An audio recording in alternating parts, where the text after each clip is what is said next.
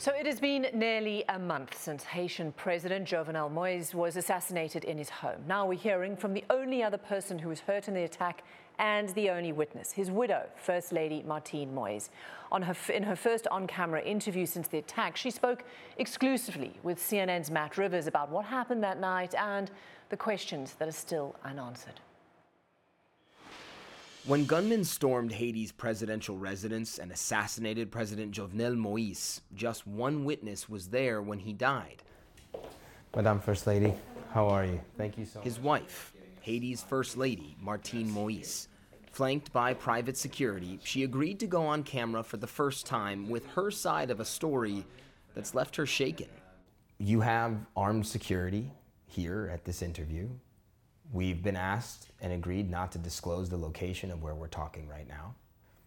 You're obviously at least thinking about threats to your life. Do you feel like your life right now is at risk? Yeah, it is. Because I wasn't supposed to be alive. In a long conversation that switched between Haitian Creole and English, Moïse described in vivid detail what happened the night her husband was killed. It was around 1 a.m., she says, when the shooting started. It wasn't something small, it was the sounds of automatic weapons. Bullet holes still pockmarked the compound. At the time, she and her husband hid in their bedroom, but just minutes later, she says the door burst open. Gunfire ripped through the air, and at first, only she was hit. Face down and bleeding, she thinks about a dozen men ransacked the room, looking for something specific. They came to find something because I heard them saying, "That's not it, there it is," which means they found what they were looking for.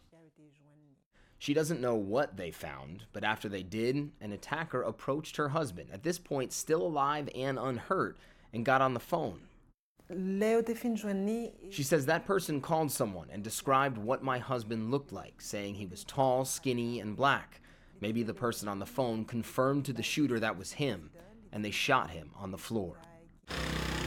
The president was dead, and the attackers left soon after. Moïse believes they thought she was dead too. Critically wounded, she lifted herself up. When you stood up and you saw that he was dead, did you say anything to him?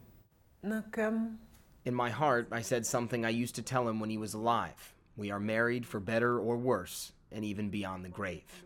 Her left side bleeding and her right arm shredded by gunfire, she's eventually led out of the house by police and comes to a quick conclusion.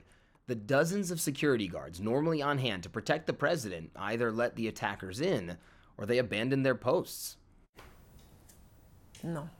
There's no other explanation, she says. You're there to protect a president, and the president is dead, and you're nowhere to be found. Adding that she was amazed. Apparently not a single guard was injured. Moïse believes it's part of a much larger conspiracy. At your husband's funeral, you said, quote, "The Raptors are still out there watching and laughing at us." Yes, what did you mean by that? Yes, they are. Because no one is being arrested yet. The people that they arrest is the people that pull the trigger. They won't pull the trigger with no orders. So the main character that we need is the people that paid for that and the people that gave the order. And you think that that person or persons has not yet been arrested? No. The official investigation has led to the arrest of more than 40 suspects, but has still not provided a motive for the president's killing or identified a mastermind behind it all. That has left a vacuum. Haiti flooded with theories about who killed a president who at the time of his death was an embattled, largely unpopular leader. Even still, for his widow, this was an unimaginable ending. I never thought that the level of hate ever existed in the country. You never thought this could happen? No. Because your husband did have a lot of enemies. Yes, he did. But I didn't know that they hated that much to kill him.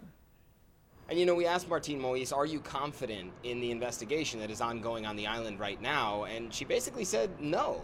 And she specifically said that she wants U.S. investigators already involved in this investigation to continue, even ramp up their participation. And she also is specifically calling for the UN to create a special investigative tribunal to investigate the assassination of her husband, much like they did back in the mid-2000s after the assassination of Lebanon's prime minister. Basically what she is saying there is that she does not trust this investigation unless foreign investigators are involved, because if they're not, she doesn't feel the truth will ever truly be found out.